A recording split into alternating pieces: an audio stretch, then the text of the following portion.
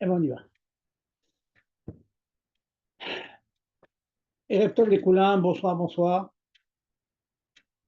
Notre rendez-vous hebdomadaire, on approche à pas rapide de la nouvelle année, Rosh Hashanah, Péhé 85, une année très très dure pour le peuple d'Israël.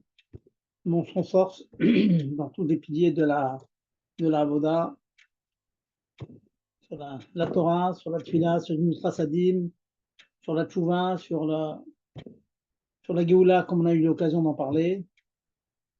J'espère que tout le monde a pris les bonnes décisions, a ajouté dans la Zdaka, a ajouté dans la Zdaka même Rouhani, s'occuper des autres, Mechazek les autres, renforcer dans le limoud, dans la redoute entre nous. Donc, voilà, encore ce soir, on va rajouter une pierre à ce limoud à Torah, donc qui nous unit, hein, on est unis par le limoud à Torah, la même Torah pour tout le monde, hein, qui étonne tout le monde d'ailleurs, comment cette Torah elle est restée unique malgré la dispersion, malgré la galoute et tout. Il y a peut-être des petits minagim, des prononciations différentes, mais le fond est le même. C'est la Gemara, c'est le Shulchan Aruch, c'est tous les Sfarim que nous avons. Eh bien, nous allons parler aussi, donc aujourd'hui, dans Hachem d'une halakha, on va allonger sur une halakha. On va parler de l'halakha de Eruv Tafshilin. Vous allez voir, c'est une halakha profonde et qui va être pour nous qui habitons Chutz La'aretz 3 fois, il y avait d'actualité 3 fois cette année, avant Rosh Hashanah, avant Sukkot et avant Simchat Torah. Et pour Eretz Israël, c'est halachot vont être d'actualité juste pour Rosh Hashanah, mais donc, comme elles sont moins fréquentes, disons, en Eretz Israël, elles sont moins connues aussi. Or, ce sont des halachot importantes et que malheureusement, on peut parfois oublier. Donc, on va rentrer dans le Iyun, dans la réflexion sur qu'est-ce que c'est que ce Eruv Tafshilin, qu'est-ce que c'est que cette opération qui permet donc de cuire un vendredi qui se trouve être Yom Tov pour Shabbat, alors que normalement, il est interdit de cuire un Yom Tov pour un autre jour. Mais avant, on va parler d'une Nekuda sur Rosh Hashanah. Nous avons beaucoup de minagim à Rosh Hashanah, comme par exemple dans la tefila de Rosh Hashanah, on ne mentionne pas Rosh Chodesh, pas de Rosh Chodesh. On sonne du chauffard tout le mois de Elul, et puis on s'arrête, Erev Rosh Hashanah, pour reprendre Rosh Hashanah. Nos sages nous disent que c'est pour être me'arvé avec la Satan, pour embrouiller le Satan. Ça, c'est marqué. Il y a de nombreux autres minagim qui sont là pour que le pauvre Satan, c'est pas au mettre de la tête, il s'embrouille. Et donc, nous faisons ces changements et en Elul, et on arrête le dernier jour de Elul, et on reprend le Shana. Et puis, dans la fila, il y a toutes sortes de changements.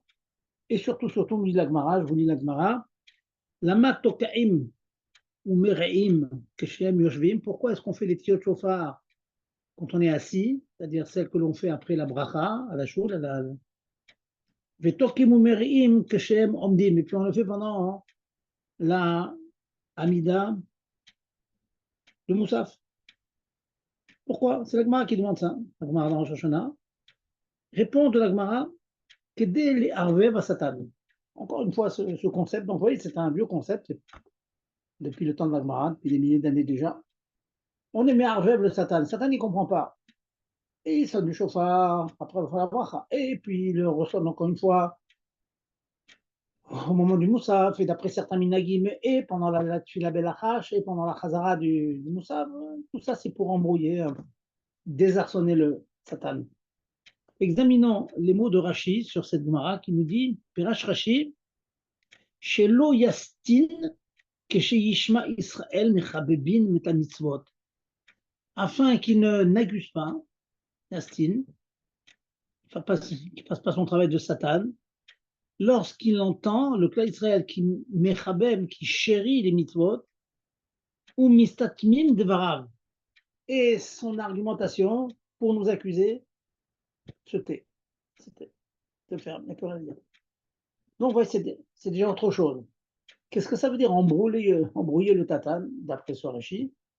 Je vais voir comment ceci donne une nouvelle signification à tous ces changements. Le Satan se tait pourquoi? parce que son travail, c'est de nous accuser. Et lorsque le seul moyen de faire taire l'accusateur, eh bien, c'est tout simplement d'enlever l'accusation. L'accusateur dit, ils ont transgressé telle chose, ils font ça pas, Ba'avat Torah, Ba'avat Israël, ils font ça Kanashim Elumada de manière mécanique. Et Rachi nous dit, on sonne du chauffard une première fois, et on ne se contente pas des 30 premières colottes, on recommence encore 30 colottes pendant le Moussaf, et d'après certains minagim, c'est le nom d'ailleurs, encore 30 colottes, en tout 90, avant d'arriver aux dernières. Donc on ajoute dans les mitzvot, et donc le pauvre Satan, il est complètement embrouillé. Embrouillé pourquoi? Il n'est pas embrouillé, c'est exactement. Et la question, elle est évidente, on dit on embrouille le Satan en changeant les minagim, mais le Satan, il n'est pas bête. C'est un Meler Zaken Uxil. C'est un roi vieux et très intelligent. Il sait très très bien qu'on fait ces changements pour l'embrouiller. Alors il est plus embrouillé. Le scénario est connu d'année en année. Alors quoi? Comment est-ce qu'on peut encore l'embrouiller? Nous dit Rachi, c'est pas une embrouille. Il essaie de trouver des failles. Et lorsqu'on lui montre qu'on fait la mitzvah de Triat Shofar Beido, eh bien, c'est plus quoi dire. Plus quoi dire parce que je sais pas si ils sont bien. Je vais accuser quoi? On va me traiter de menteur. Reprenons chacun des minagim. C'est la même chose. Celui par exemple de Elul. Quoi ils sont dans Elul? Oru Yeshanim, réveillez-vous les endormis. Donc, ils sont en train de faire tchouva, et ça embrouille le Satan. Qu'est-ce qu'ils font là? On leur demande rien. Hachem ne leur demande pas Soni Shofa pendant le mois de Elul, ils sont Eh bien, Nistatmou démarre. Il arrête, sa bouche se ferme, il ne sait plus quoi dire. D'ailleurs, pour continuer dans cette idée, certains me farchim, tant qu'ils m'en souviennent, Rabbi Akiva Ger qui dit la chose suivante. Il rapporte un mot que chacun connaît, que lorsqu'on fait tchouva, eh bien, on nous annule les avérotes. Mais quand on fait une tchouva me'ahava, lorsqu'on fait une tchouva, on se rapproche de Dieu par amour pour Dieu, de manière 100% désintéressée, pas pour la récompense, rien, parce que Dieu nous a demandé et on veut faire la volonté divine, alors, avonot na'asu zachiot. Les fautes deviennent des mérites. Alors, écoutez bien le compte mathématique que je vous fais. Pourquoi ça embrouille le Satan? Ça embrouille rien du tout.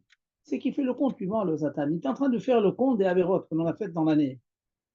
Mais s'il nous voit en train de faire tchouva, en train de se dire du chauffard pendant tout le mois de Elul, on s'arrête et Rosh Hashanah, on reprend Rosh Hashanah, on prend des bonnes décisions.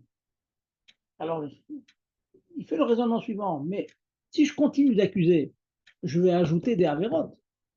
Et j'ajoute encore des avérotes.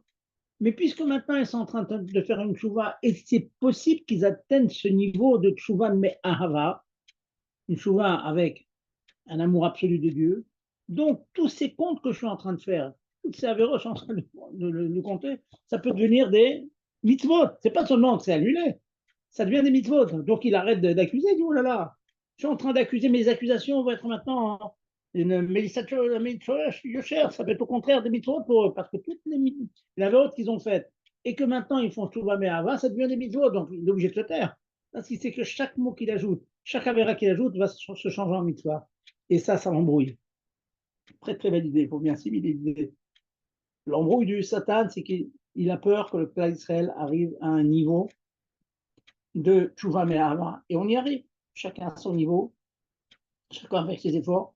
Et quand on fait une Tchouva Me'ava, toutes les fautes qu'on a pu faire, Shalom, eh bien, devient des mitzvot. Donc l'accusateur arrête d'accuser. Chaque accusation va être maintenant un bienfait au contraire. Ça va être en faveur de la défense, pas en faveur de l'accusation. Voilà donc un très très joli mot sur le Hirouv à Satan, et que ça nous pousse nous donc à continuer. Eh bien oui, à continuer, à s'accrocher et à croire avec une Shlema que malgré les tsarot du cas Israël, on a des nouvelles tous les jours. Ces ennemis qui ont une haine farouche Je disais récemment que comment Dieu peut faire un monde où Ishmaël, qui est père Adam, un sauvage homme, mot à mot, un sauvage, à 1 milliard dans le monde, 1 milliard dans le monde qui ont la haine pour le cas d'Israël. Bon, il ne faut pas dire que tous, hein, bon, il ne faut jamais dire tous. Hein. Peut-être quelques-uns ont l'éclair de génie de comprendre que la vérité, il est dans. Et j'ai ouï dire qu'il y en a qui ont conscience que leur soi-disant héritage, il vient d'une autre. Mais en tout cas, le milliard, c'est sûr qu'il y a 1 milliard qui nous déteste de manière farouche, violente. Pélé, c'est comme ça. C'est comme ça. C'est le talir qui va nous amener à Mashiach. Donc on continue. On ne se décourage pas. On montre qu'on est confiant. Et le Satan, quand il nous voit confiant, bah, il a peur, le pauvre Satan. Et ils sont confiants, ils vont gagner, ces gens-là. Parce que celui de l'ennemi, avec toutes les sarottes qu'il essaie de nous faire, il voit que hein, c'est nous qui avons toujours le dernier mot. Jusqu'à quand? Bah, jusqu'à la fin. Jusqu'à la Mashiach. Mais on souhaite la paix. On souhaite faire la paix avec tout le monde. Toutes les nations vont monter aussi sur la montagne. Toutes les nations vont se prosterner devant Dieu et vont reconnaître que Hachem Echad, Ishmo Echad. Mais on n'y est pas encore. Et tout le monde a le ergesh, le sentiment que c'est l'ennemi intérieur qui est le plus difficile contre nous. Faire en sorte que le clan d'Israël, toutes les personnes du clan d'Israël qui ont malheureusement des hashkafot, qui ne sont pas nos hashkafot, et qui s'est manifesté par un mot terrible que j'avais entendu l'année dernière. Certains qui disent je ne veux pas être juif, je ne suis pas juif, je suis israélien. Un mot horrible. C'est pire que Hashmada, c'est pire que se convertir à notre religion. Et je veux perdre sa maout. Sa maout, ça veut dire son essence divine. Et bien au prochain, beaucoup reviennent. Et ça continue. Voilà donc le mot que je voulais dire. Et donc, pour continuer à travailler sur ces points-là. Donc, je vous disais que nous allons, Bezat Hashem, parler d'une mitzvah qui est Eruv Tafilin. Cette mitzvah de Eruv Tafilin appelle plusieurs yesodot. On va avoir des yesodot pour comprendre le fonctionnement. Un passage qui me dit toutes les choses qui ont un rapport avec le fait de manger est permis Yom Tov. Bien qu'à Yom Tov, il est marqué comme lechet avodalotasu, vous n'avez pas le droit de faire les melachot, au même titre que vous n'avez pas le droit de faire les melachot Shabbat. Yom Tov, c'est pareil. L'exception, c'est Mashiach elachem, tout ce qui concerne la achila, le fait de manger. Et c'est la raison pour laquelle, comme vous le savez, on a le droit de cuire, faire un tas de choses qui concernent le fait de manger pendant Yom Tov. Porter pour un repas à la choule, on peut porter un repas à la choule parce que c'est pour manger. Et les harim ont extrapolé, mitor sheutra tzorech achila, outra shelo tzorech achila. Le fait que la Torah elle a permis de porter pour manger, eh bien, elle a permis aussi de porter pour un autre usage que manger, mais un usage dont on a besoin pour Yom Tov. C'est la raison pour laquelle on peut porter un talit, un sidour pendant Yom Tov. Cependant, cette permission, c'est Yom Tov. Ça veut dire que Be'etzem en soi, de manière essentielle, il y a une interdiction de malachot. Seulement, cette interdiction, elle saute quand on en a besoin pour Yom Tov. Maintenant, si je porte, si je cuis, si je fais une malacha quelconque, un Yom Tov, on va dire lundi. Jusqu'à lundi soir, c'est Yom Tov. Si je fais une malacha lundi pour en profiter mardi, je fais un issour de la Torah, en principe. La Torah n'a pas permis qu'on cuise d'un jour sur l'autre. C'est à cause de cela, que nos Chachamim ont prévu un moyen de cuire un jour de Yom Tov pour un autre jour quand il n'y a pas le choix. Quel est le cas où il n'y a pas le choix? C'est ce qui va arriver cette année, 3 fois en Chutz La'aretz et 1 fois en Eretz Israël. On va prendre le cas commun entre Chutz La'aretz et Eretz Israël, c'est Rosh Hashanah. Rosh Hashanah cette année, c'est jeudi, vendredi, suivi de Shabbat. Il faut manger le repas de Shabbat, pas chaud. Comment préparer ce repas? Alors, vous allez me dire, on peut préparer à l'avance, mais bon.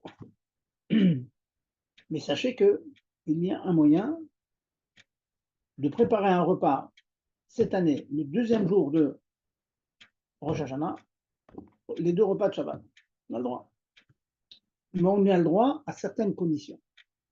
Qu'on fasse une espèce d'opération qui s'appelle Eruv Tafshilin. Eruv Tafshilin, mot à mot, on les met à rêve, on mélange. Les Tafshilin, le repas que j'ai préparé avant Yom Tov, avec l'ensemble des repas que je prépare pour Shabbat. Ça veut dire, comme Eruv Hatzerot, on fait en sorte que l'ensemble des habitants d'un immeuble, par exemple, sont considérés comme une seule famille. Eruv Techomim, quand on veut aller au-delà de 2000 amot, 1 kilomètre au-delà de la fin de la ville, je connecte un nouveau kilomètre, en quelque sorte, un nouveau 2000 amot à la ville pour aller un peu plus loin. Qui demande une grande étude aussi, attention, hein, c'est délicat. Ce concept de Eruv.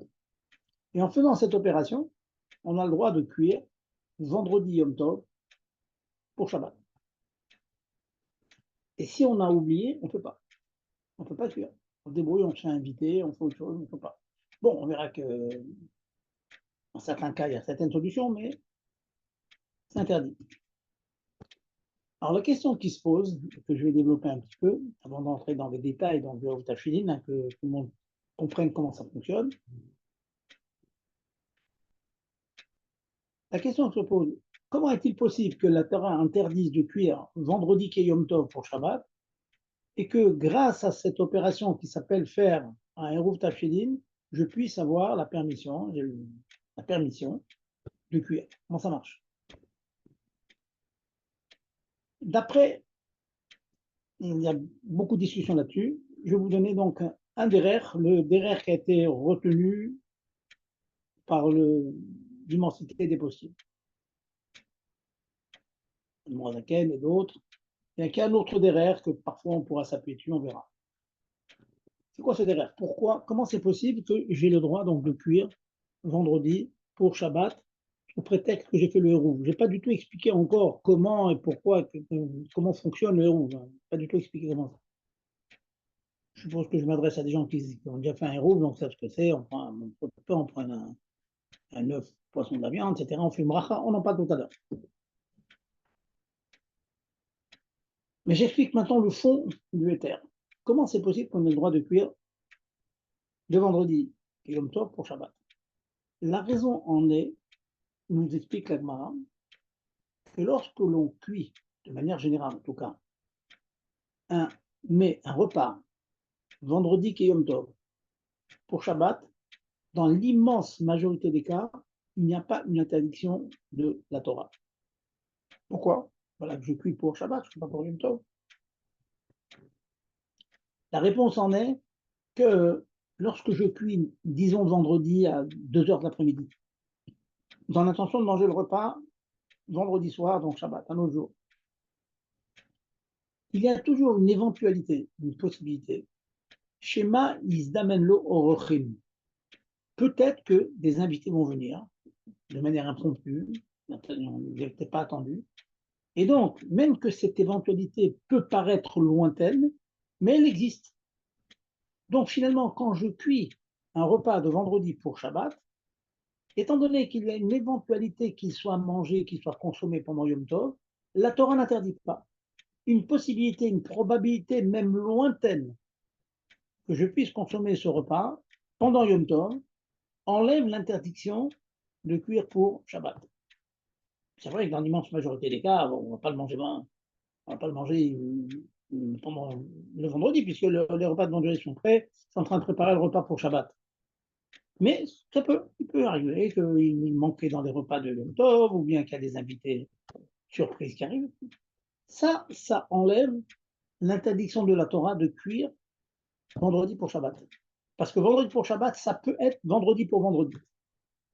Chachamim ont interdit. Ça serait très bien, dans l'immense majorité des cas, bon, on a cuit vendredi pour Shabbat, on mange Shabbat. Chachamim ont interdit.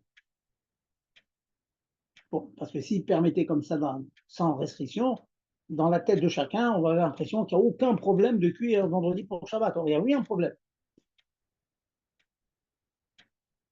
Chachamim ont interdit. Ils ont dit attention, vous avez le droit de cuire vendredi pour Shabbat, mais nous, les Chachamim ont interdit, et nous permettons Emamrou, Emamrou. Eux, ils ont dit que c'est interdit Midera Banane, de cuire vendredi à midi, on va dire, pour le repas du Shabbat. Mais on vous permet de cuire si vous prenez la précaution de faire un roux tafshilin. Ça veut dire de manière fictive, on va dire, Erev Yom Tov, cette année c'est mercredi après-midi, et un repas qui est déjà prêt. On prend un morceau de viande, un morceau de poisson qui fait au moins un kazaït, et c'est bien aussi d'y rajouter une challah ou une matza. Et donc ce repas qui est préparé avant, c'est comme si on a commencé à préparer le repas qui va être mangé Shabbat. Donc ça va mélanger avec ce qu'on va cuire pendant vendredi, et c'est permis. Donc, retenez bien la nekuda, le point, c'est que la permission de cuire de vendredi pour samedi, c'est à soi midera banane, mais le hérouv tafilin enlève les issours midera banane. Maintenant, là, je vais dire un point délicat. Tout à l'heure, ça va être plus facile, mais déjà, je voulais dire en début de shiur, donc le point délicat. Si nous disons que la raison pour laquelle la Torah permet de cuire vendredi pour Shabbat, c'est parce qu'il y a toujours une éventualité que ce que je cuis vendredi, je puisse le manger ou des invités puissent le manger. Cela n'est vrai que si le repas en question, il arrive à un degré de cuisson mangeable avant d'arriver à Shabbat. Mais imaginons maintenant que vous mettez 5 minutes avant l'entrée de Shabbat, vous mettez un repas cru à cuire. Comme certains font, ils mettent toute la bave crue dans le croque-pot, vous connaissez l'ustensile qui s'appelle croque-pot, on met tout cuit et ça mijote pendant tout le Shabbat. Donc cette cuisson qu'on fait un quart d'heure, 20 minutes avant Shabbat, il n'y a aucune possibilité que ce soit consommé pendant Yom Tov. Il n'y a pas cette svara que je vous dis tout à l'heure, cette logique. Shema yizdamen lo orochim. Peut-être qu'il y a des invités qui vont venir le manger. Même s'il y a des invités qui venaient, eh bien, ils ne le mangeraient pas, c'est pas mangeable. C'est cru et c'est en train de cuire depuis quart d'heure. Donc, et ça j'arrive déjà à la première part très importante, si on cuit quelque chose qui est complètement cru, samour le shkiat tachama, proche de coucher du soleil, je suis en train de cuire sans aucune permission. Minatora, la Torah ne permet pas, parce qu'il n'y a aucune possibilité que ce soit consommé vendredi. Ça ne peut être consommé que Shabbat. Donc je suis vraiment en train de cuire vendredi pour Shabbat. Vendredi qui est Yom Tov pour Shabbat, ça s'interdit. Ça veut dire, retenez cette halakha. Mesdames, s'il y a des gens qui m'écoutent, on va, pour donner un chiffre, hein, si vous devez cuire quelque chose pour Shabbat pendant le deuxième jour de Shavuot, le deuxième jour de Sukkot, etc., il faut que ce soit cuit une demi-heure, on va dire, avant l'allumage du bougie. D'une demi-heure, ça peut être moins, ça peut être plus, etc. Pourquoi? Parce que si c'est cru jusqu'à la dernière minute, donc vous êtes en train de cuire vendredi quelque chose qui ne sera en aucune manière mangeable pendant le Yom Tov, vendredi. Ça s'interdit. Donc retenez, hein, j'espère que tout le monde a compris. Si c'est flou, retenez le psak. Il faut que les repas de Shabbat soient entièrement cuits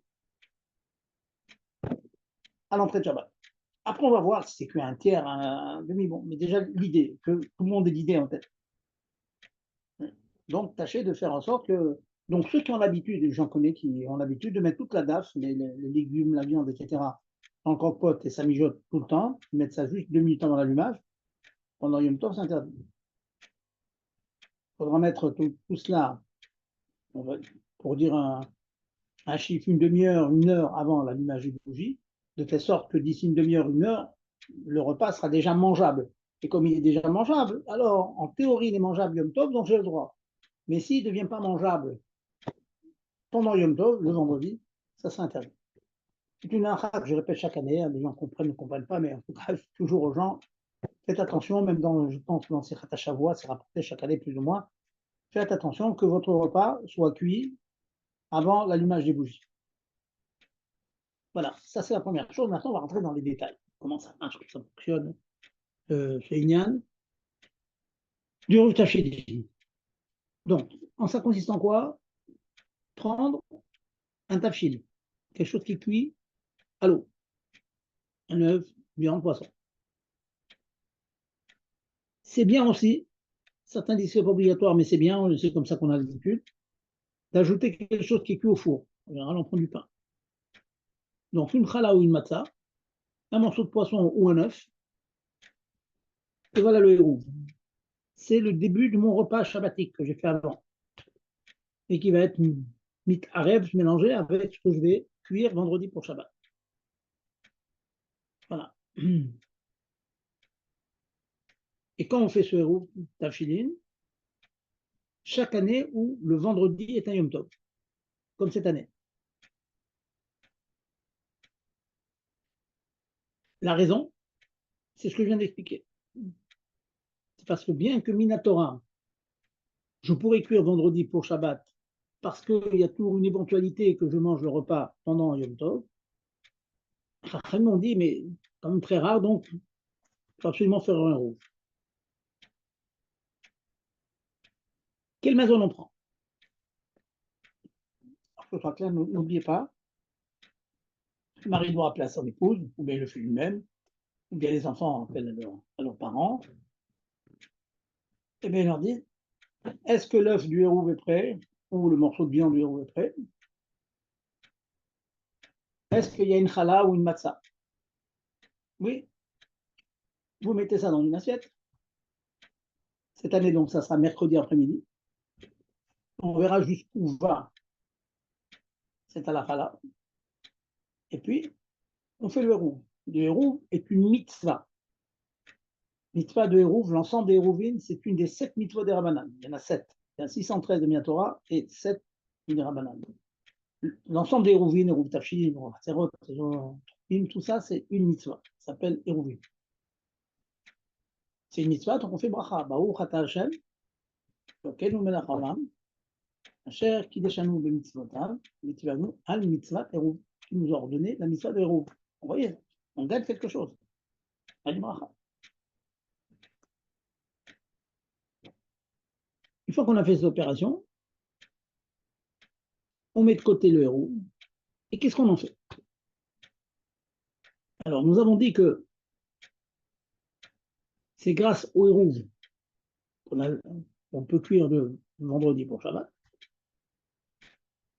Donc, il faut qu'il soit là quand je cuis vendredi pour Shabbat. Donc, s'il a été mangé jeudi soir, on ne va pas cuire vendredi. Donc, tâchez de faire en sorte de le mettre dans un endroit où il ne sera pas consommé. Sinon, on a perdu tout le bénéfice. Par contre, une fois qu'on aura cuit tous les mets pour les besoins du Shabbat, on aura cuit vendredi on a préparé tout. Dans la mesure où tout a été préparé vendredi pour Shabbat, vous pouvez prendre cette rala et la manger comme les Chel Mishneh, la manger. Certains le mangent à Souda Shishit, certains le mangent un des repas de Shabbat. Pourquoi? Parce que nous avons un principe qu'un objet avec lequel on a fait une mitzvah, c'est bien de refaire une deuxième mitzvah avec. Donc c'est bon, très très souvent, je constate que les gens ils oublient, ça reste au frigo, et puis bon, c'est pas pourquoi faire, c'est pas très grave, mais c'est bien d'essayer de rappeler que cet œuf et ce morceau de pain, cette challah, soient consommés pendant le repas de Shabbat, ou bien le repas de vendredi Yom Tov, mais après qu'on a fait toutes les cuissons de vendredi pour Shabbat. Ensuite, donc le papa ou la maman, il lève cette chose-là, il lève l'assiette avec le morceau de viande. Il fait la bracha et puis il fait Dian Moussach. Vous le trouverez, ouvrez le Sidour Teilat Hashem. Le Moussach dit Beden Hérou, grâce à ce hérou, qui me soit permis de cuire de Yom Tov pour Shabbat. Voilà, ça c'est le Moussach. C'est une question en araméen, il faut quand même tâcher de comprendre ce que vous dites. Voilà. Le texte, c'est comme Al-Yed Ha'eruv, Mutar Lanu, le Bnei Abayit, les Vachel, Pluralo, les fautes, Plurofour, les Katel portés, on porte, vous allez porter vendredi un marzor, par exemple, ou un sidour à la choule, un talit à la choule, vous allez amener quelque chose à la choule. Un livre, vous allez faire l'écouter sichot. Donc vendredi, je prends mon écouter sichot et je marche jusqu'à la choule, jusqu'à vendredi soir. Donc je suis en train de porter vendredi qui est Yom Tov pour Shabbat. Un jour sur l'autre. Ce n'est permis que parce que j'ai fait le héros qui permet de faire une melacha du Yom Tov pour Shabbat. Oui. Donc ça s'applique donc aussi pour porter. Et puis, les adlik nerot, d'allumer les bougies de Shabbat, c'est vendredi, velaroch et kol ha'achanot, et dresser l'ensemble des préparatifs de Yom Tov pour Shabbat. Dans le Nusach, vous voyez une chose, c'est qu'on mentionne que pour avoir la permission de faire Adlakat Nerot Shabbat, qui se font vendredi c'est Yom Tov, donc vous êtes en train de faire une melacha, d'allumer des bougies pour les besoins de Shabbat qui suivent. Normalement, c'est interdit. Bien, grâce au héros, on a le droit d'allumer de vendredi qui est Yom Tov pour Shabbat. Donc, vous voyez que c'est important. Vous voulez faire la vaisselle, pas le droit de faire la vaisselle un jour de Yom Tov pour le Chol. Là, vous avez besoin de vaisselle, vous devez faire la vaisselle vendredi pour l'utiliser Shabbat. Grâce au Rouv Tafshilin, vous pouvez le faire. C'est vrai que le Rouv Tafshilin vous permet finalement de faire la majorité de vos occupations habituelles, de vos actes habituels, porter d'une maison à l'autre, de la maison à la choule, allumer d'un jour à l'autre, cuire d'un jour à l'autre, tout ça c'est permis grâce au Eruv Tafshilin. Voilà, j'espère que vous avez compris donc le principe. On va compliquer un petit peu, mais peut-être qu'on va faire une petite pause et je vais attendre quelques questions avant de continuer. Allez-y, y a-t-il des questions?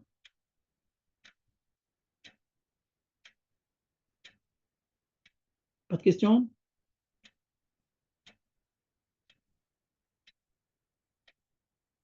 Gérard Animé, vous êtes animateur. Trouvez des questions? Grave. Bonsoir. Oui, bonsoir madame. Excusez-moi de vous déranger. Donc, je voulais être sûre d'avoir bien compris. C'est que l'œuf, il est bouilli, mais le poisson, il peut être autre chose que bouilli ou c'est forcément une protéine qui doit être bouillie? Il doit être cuit, pas au four, bichoul. Pas au four. Voilà, pas au four.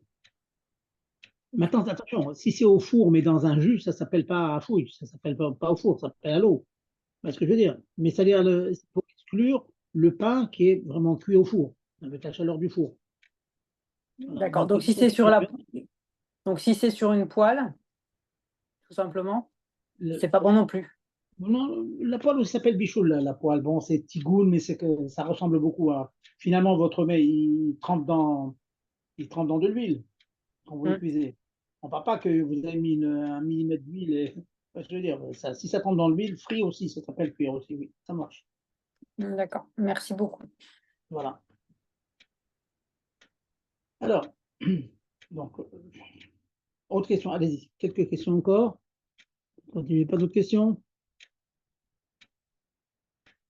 J'ai ouvert les micros. Hein.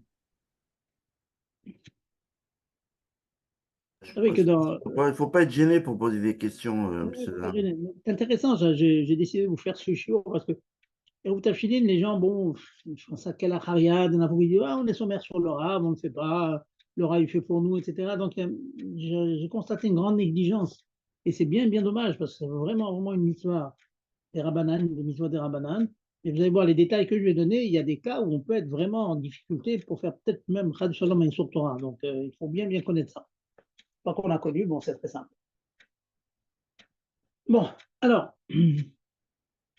S'il y a des questions, n'hésitez pas à m'interrompre, hein, il n'y a pas de problème. Maintenant, quand est-ce qu'on fait ce héros? Alors, le héros tafilin se fait le jour de Chol, Ereb Yom Tov. On peut même le faire bien avant, mais bon, on va dire Ereb Yom Tov. Cette année, donc, ça sera mercredi après-midi. Ben, sachez que comme c'est comme une espèce de kinyan, en fait, que l'on fait, eh bien, on peut le faire Ben Hashmashot. Donc, si une personne a oublié de faire le Rouf Tafilin, et que ça y est, le Yom Tov est rentré, mais ce n'est pas encore la nuit, c'est Ben Hashmashot. On peut le faire aussi. C'est intéressant de savoir cette chose-là, comme le Rouf Hatzerot et tout. Donc, à la limite, une personne qui est à la choule, waouh, il a oublié. Pour à la choule demander à des gens qui sont là, s'il n'y a pas une matzah quelque part et un œuf cuit, comme ça, il peut le faire à la choule, c'est possible. Vous voyez. Ou bien il envoie quelqu'un rapidement chez lui, il dira à son épouse donc de le faire avec tous les détails que je viens de donner. Maintenant, nous, chez Chabad, on a un minag, que dans le moussar qui est prévu, dans la version du texte que l'on dit après la bracha, on s'arrange pour que, éventuellement, si des personnes que l'on fréquente dans la région ont oublié de faire le héros, on l'inclut dans le nôtre. Alors, qu'est-ce qu'on fait? Il faut que cette personne, oublieuse, elle ait une possession, même petite, dans ce héros que je fais. Alors, qu'est-ce que je fais pour que, en tant que rave, sachez qu'en général, dans toutes les villes, le rave, il fait un héros pour tous les gens de la ville, en cas d'oubli. Alors, il demande une autre personne, un étranger, un juif bien sûr, il dit, écoute, selon mon héros, tu vas le lever, et tu vas être chaliard de l'ensemble des habitants de la région, du quartier, chaliard, et quand tu prends dans ta main ce héros, en tant que chaliard de l'ensemble des familles qui habitent autour, eh bien, l'ensemble de ces familles ont acquis une certaine partie, une certaine fraction de ce héros. Ce qui fait qu'en fait, le héros que j'ai chez moi, eh bien, maintenant, il appartient à l'ensemble des familles en question. Ce qui fait qu'en cas d'oubli, un cas catastrophe, la dernière minute où l'oubli, il est pris dans les préparatifs, cette année à Soukot, alors c'est jeudi et vendredi, j'imagine mercredi, rêve Soukot, personne n'est perdu dans le sraf, dans les méchitot et tout, jusqu'à la dernière minute, ça lui sort de la tête. Bediavad, il ne faut pas être sommaire sur le héros du rave ou d'autrui. Il faut faire son pote héros parce que c'est une mitzvah. Et une mitzvah, c'est toujours mieux de la faire soi-même que faire par d'autres. Mais sachez quand même, ça rassure qu'on a eu le droit de, le cas échéant, en cas de problème, d'être sommaire sur celui du rave. Voilà. Maintenant, comme j'ai dit tout à l'heure, qu'est-ce qu'on fait avec ce héros? On va rentrer dans les petits détails. Qu'est-ce qu'on fait avec le héros?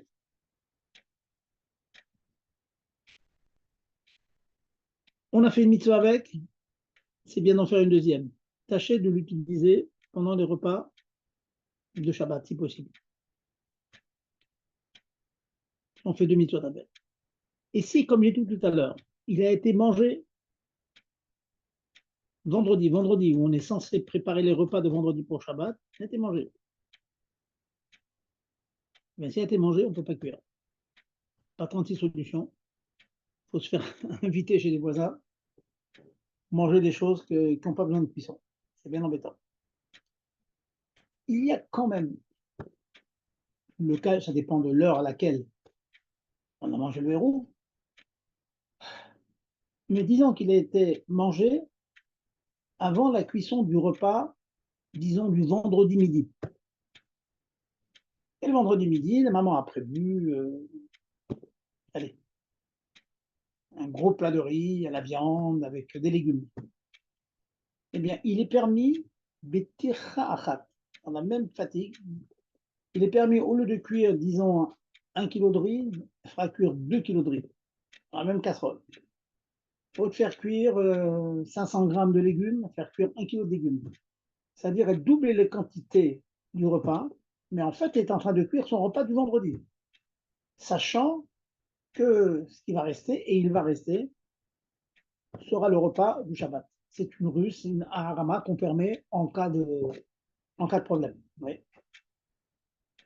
Bien de savoir cette chose-là. Et donc, ça veut dire que si vous avez des restants du repas de Yom Tov, c'est parfaitement loisible et permis d'utiliser pour Shabbat. Voilà, ça c'est les solutions en cas de besoin. Alors, et je répète encore hein, que sans le hérouve et sans être, si vous êtes dans une là où personne ne fait pour les autres, ça, on ne pourra pas cuire malheureusement. Alors,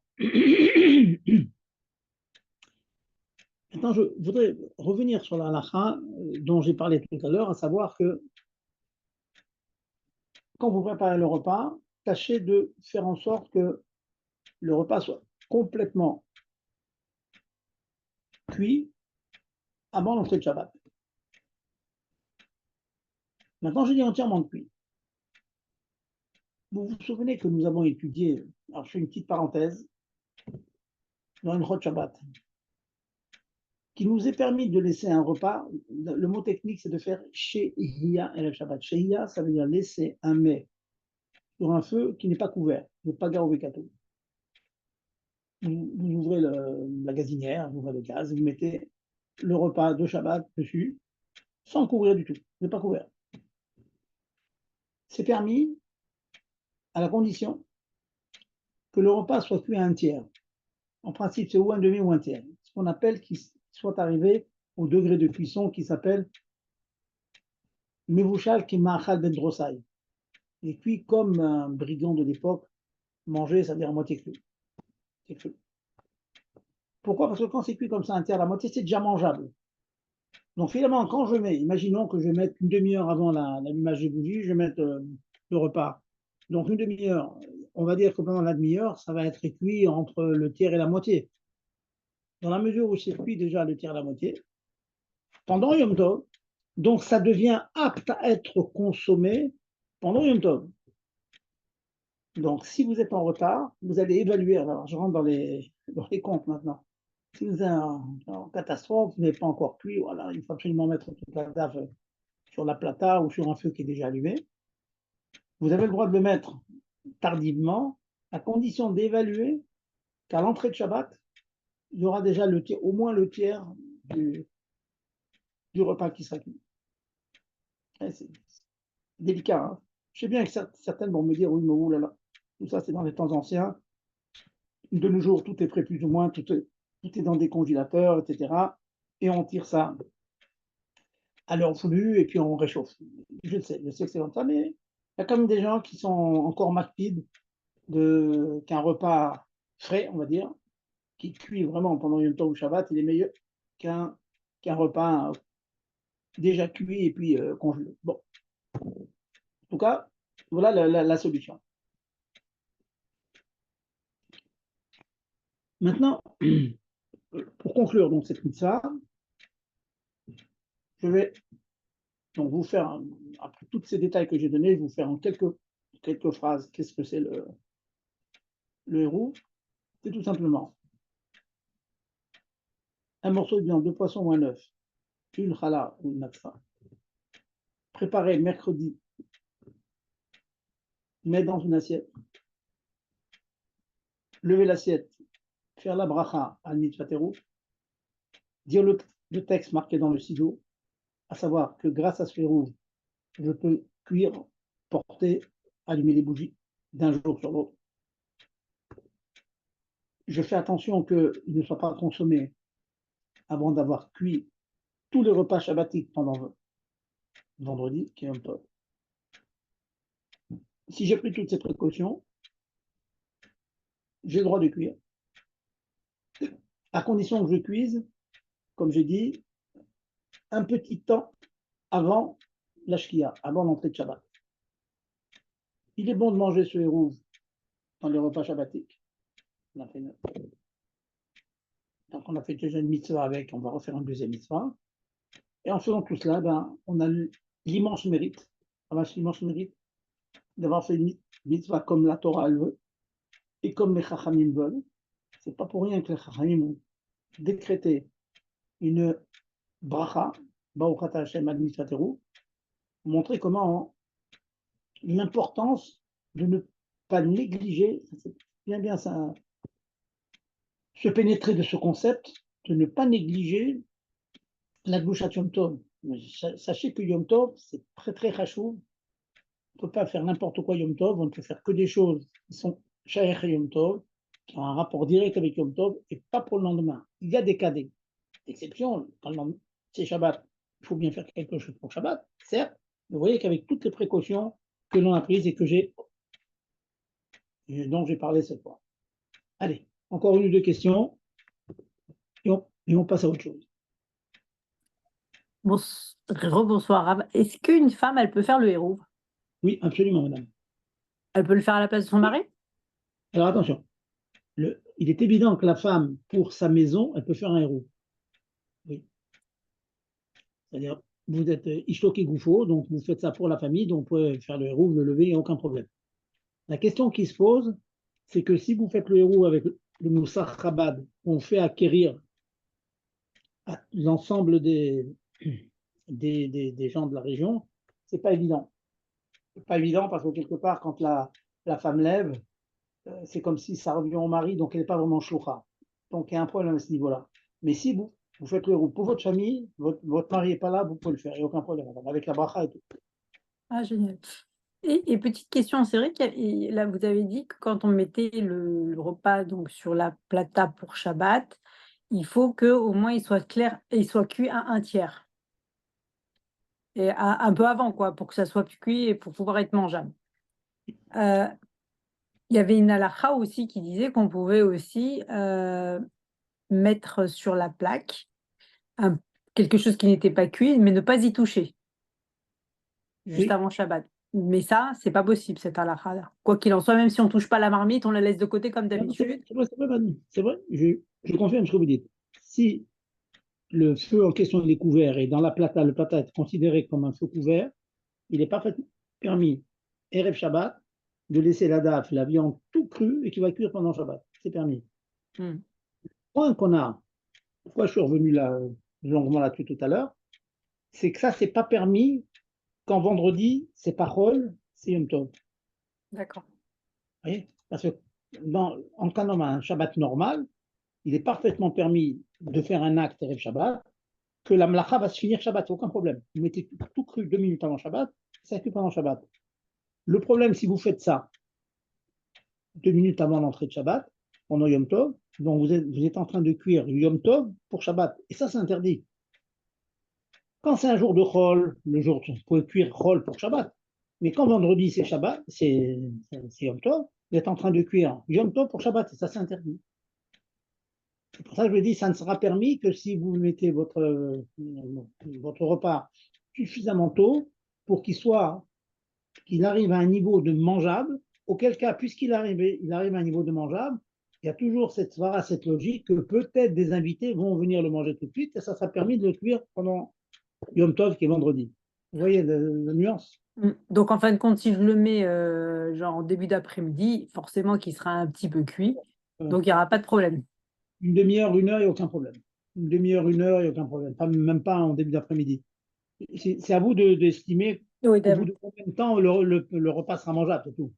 Si au bout d'accord. d'une demi-heure, vous êtes sûr, vous connaissez, c'est du poulet, ça cuit facilement. Enfin, on le sait en général, la maîtresse de maison le sait. Il n'y a aucun problème, ça sera mangeable d'ici une demi-heure. Donc voilà. Il y a des invités qui viennent maintenant, ils peuvent manger tout de suite, c'est tout à fait mangeable, donc c'est permis. Pour ça, j'ai bien mis le doigt sur l'exception qu'on a cette année. Que normalement, on a le droit de mettre quelque chose dans le croque-pot complètement cru avant Shabbat, si le feu est couvert, je dis bien. Et ce dont j'ai parlé, le tiers, c'est quand le feu n'est pas couvert. Là, on exige que ce soit cuit à un tiers ou à la moitié. Mais quand le feu est couvert et la plata est considérée comme un feu couvert, là, on peut mettre quelque chose de complètement cru dessus. Sauf cette année où le vendredi, c'est un Yom Tov. D'accord. Et pour quand on a mis les chalotes, par exemple, elles sont au congélateur, on ne peut pas les sortir pour le plat d'un jour de fête à un autre. Vous voulez les sortir quand vendredi? Par exemple, si je les. Non, oui, non, oui, par exemple, si je vais les sortir vendredi, bon, on va prendre d'abord le cas pour Shabbat. Est-ce que je peux les sortir tranquillement vendredi pour vendredi soir et Shabbat midi, quoi? Encore une fois, vous parlez cette année pour vendredi Yom Oui, Tov, oui? oui, tout à fait, cette année. Au même titre, comme je vous ai dit dans le Moussar, je peux faire toutes les achanot, vendredi pour Shabbat, c'est ce qu'on dit dans le Moussar, allumer les bougies vendredi pour Shabbat, cuire vendredi pour Shabbat. Alors vous allez me dire, oui, mais toute la soirée, toute l'idée qu'on avait, c'est que ces achanot on fait, il faut qu'on voit qu'il y ait de manière au moins théorique la possibilité de consommer. Si des invités viennent, ils peuvent le consommer tout de suite. Mais ça, vous savez très bien, madame, que quand on sort des chalots du congélateur, quand il y a vraiment besoin, le coupe en petits morceaux, on les mange tout de suite. Donc, c'est toujours plus ou moins mangeable, vous voyez. Mm. Donc, oui, la réponse, c'est qu'on a le droit. Oui. D'accord. Et si par exemple c'est pour le, par exemple on va dire là c'est jeudi midi ou Oui, jeudi après vers la soirée mais c'est avant la shkia. Euh, Est-ce que je peux sortir des chalotes pour le repas du soir? Non. ça, c'est problématique. C'est problématique. Tout le pile-poule qu'on a fait ce soir, Mm. avec le roux tachinin, etc., c'est pour permettre Yom Tov pour Shabbat. Mais Yom Tov pour Yom Tov, ça ne marche pas. Or, vous savez que quand il y a 2 jours de Yom Tov, il y en a un qui est Chol, mais qu'on fait la Chouma, que c'est Yom Tov. Mais en fait, c'est une Chouma. Mais en fait, quand on cuit d'un Yom Tov pour le lendemain, cette année, vendredi, jeudi pour vendredi, c'est comme si on cuisait un jour de Yom Tov pour Chol. Et ça, c'est assaut. Donc, faire des achanot pour faire votre vaisselle, voilà, prendre le la vaisselle. Donc, jeudi soir, vous finissez, jeudi midi, pardon. Jeudi midi, vous finissez, toute la vaisselle est sale. Vous dites, bon, à 4 heures d'après-midi, je fais la vaisselle pour le repas du soir. C'est assaut. Ah oui. Bah oui. Ça, c'est un autre jour. Vous comprenez? C'est un autre jour. Oui.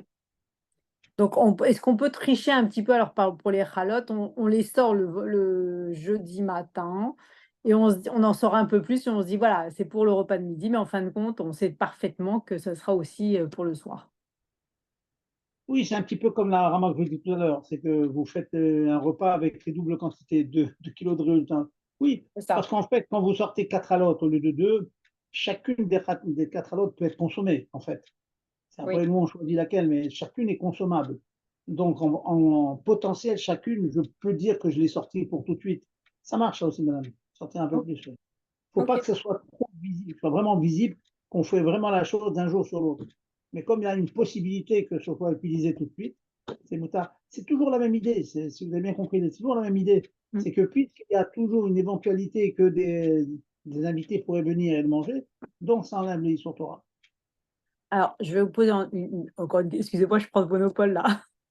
Je vous pose une question. Est-ce que par exemple, si Tout on le a monde Profitez, madame. Tout le monde est timide ce soir. Personne n'a des questions à profiter. si par Allez. exemple, alors bah, il y a des enfants, donc on leur donne à manger avant quand ils sont petits. Est-ce que, entre guillemets, on peut mettre à réchauffer le plat, donc on est toujours jeudi en fin d'après-midi, et que le plat, on le laisse sur la plata pour le soir. C'est-à-dire qu'on a commencé la cuisson pour les enfants, mais en fin de compte, après, on le laisse encore continuer sur la plata. Non, en plus que là, ce que vous me dites, c'est même pas une ruse. C'est que vraiment, vous allez donner aux enfants avec Oui, ce que vous avez pour la tout patate. à fait. Oui. Et c'est pas que vous avez été rusé pour. Non, Et non, ma- non, mais c'est-à-dire, est-ce on peut en profiter Oui, pour le laisser quand même sur la c'est la plata? même chose. La même chose. Encore une fois, je vous dis ça parce que beaucoup de gens disent bon, écoutez, je vais mettre sur la plata, je vais goûter un petit peu, et puis, vous voyez, c'est-à-dire, en fait, ils veulent pas du tout mettre pour le jour même, mais ils veulent ruser comme ça. Ça, Ok, non. Et ça si non, ouais, maintenant, tarlet, vous mettez vraiment que vos enfants ils vont manger avant la shkia, vous mettez plus, oui, c'est permis. génial. Merci beaucoup, Rav. Je vous en prie. Allez-y. Pas d'autres questions?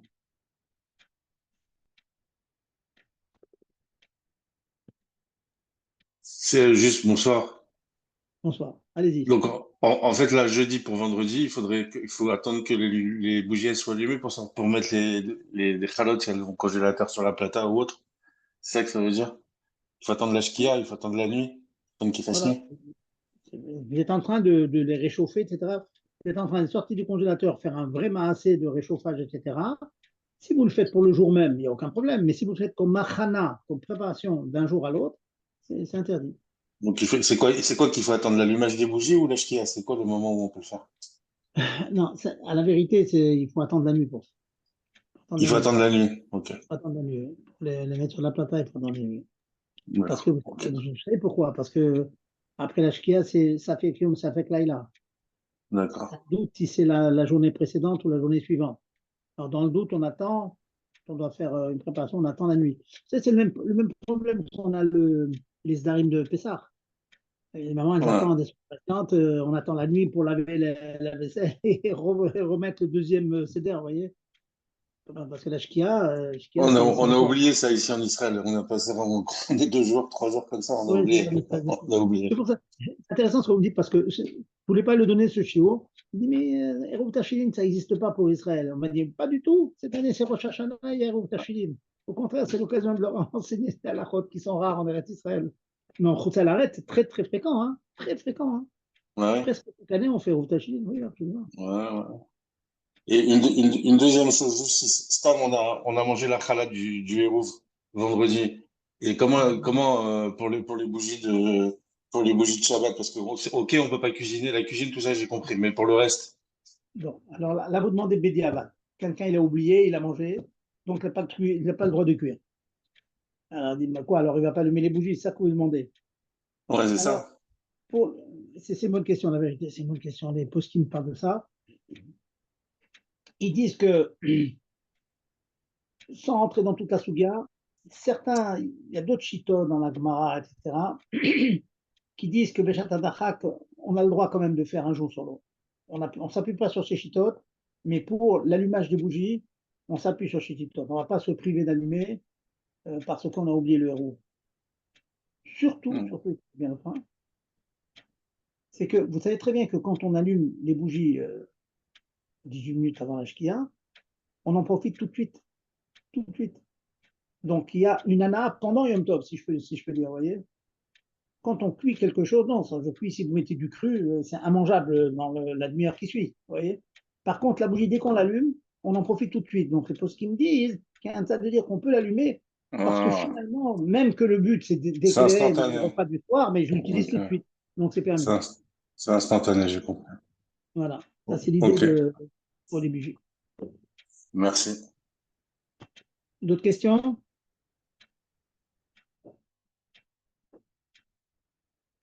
Pas d'autres questions? Bon, alors, comme j'ai prévenu donc, notre ami Gérard, donc, fait m'arrive tôt aujourd'hui, c'est à 22-23. Donc, c'est pour ça que j'ai commencé le show plus tôt. Je pense que la semaine prochaine, il y aura encore le problème. Quelques minutes comme ça, et ensuite, l'heure va changer, on pourra faire m'arrive beaucoup plus. Pas de Et une souci, autre heure, il n'y aura pas on de va problème. s'adapter. Voilà. On a encore la semaine prochaine, donc je pense Il n'y a qu'avant pas de les fêtes, souci. Aucun souci, aucun souci. c'est le dernier jour, je pense, hein, le lundi, parce qu'ensuite, c'est bon, ça va être trop cher et tout. Donc, on va conclure et on parlera des tkiotes de notre chaîne et faire une chazara pour les shlochim. Donc, ils sonnent, expliquer toutes les subtilités de Neshima Achat et Shte Neshimot, pour reprendre la respiration parfois, des fois pas le reprendre, etc. Voilà. Donc, messieurs, dames, encore une fois, Erev Tov. Merci, Erev Tov, Kol Tov. On continue à prier pour Shabbat, nos Shabbat, Chayalim, Shabbat hein, Sir. pour les gens qui protègent Eretz Israël et que, Amen. Bezat Hashem, Amen, amen, amen. on a tous les sémanim, hein, il vient du nord, voilà, l'ennemi qui vient du nord, vient qui se dévoile et que tout se passe dans la paix avec ma chère Bezat Hashem. On est en train de les défoncer. Amen. Amen. Allez, Pour Bezrat Hashem, Rav, le prochain cours, c'est au Beth Amikdash, hein, on est d'accord. voilà, exactement. Alors, Gérard, s'il vous plaît, vous me préparez une belle table avec un beau fauteuil. Hein. Et j'ai préparé les salles de réception et tout. Alors, c'est bon. Impeccable. Avec Merci beaucoup.